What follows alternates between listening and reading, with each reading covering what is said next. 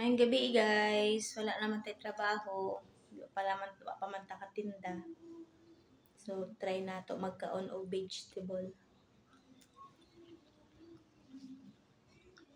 Ang palaya with egg.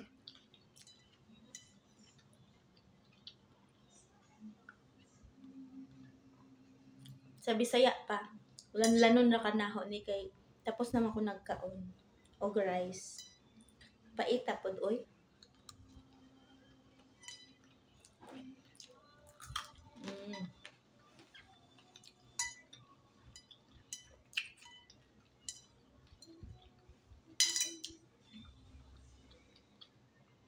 Natagal niya sa silingan. Shout out Ate Hermie, thank you. So, masarap na vegetable gulay.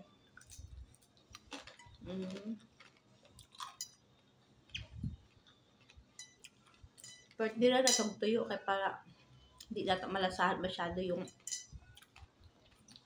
pait.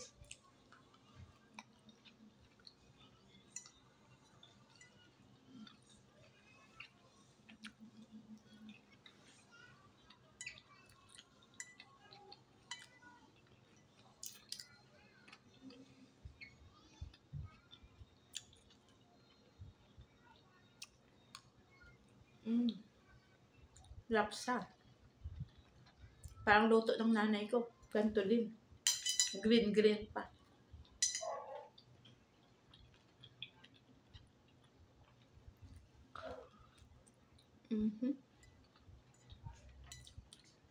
Ito yung hapunan ko. Hindi na kumain ng kanin kasi bloated na yung tiyan ko.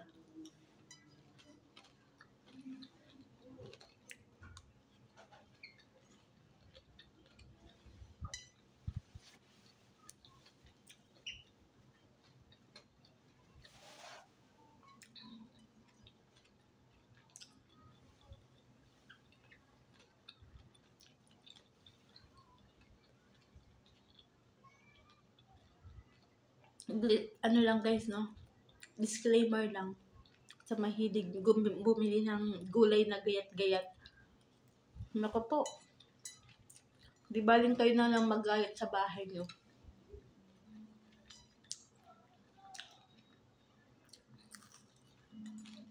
Kasi recently ko lang nalaman.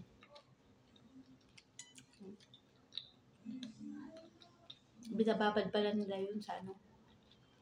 Parang chemical. Para hindi mangitim yung gayat. Nagayat na siya. Absorb na dyan sa laman. Yung ano, chemical. May nagpapatugtog.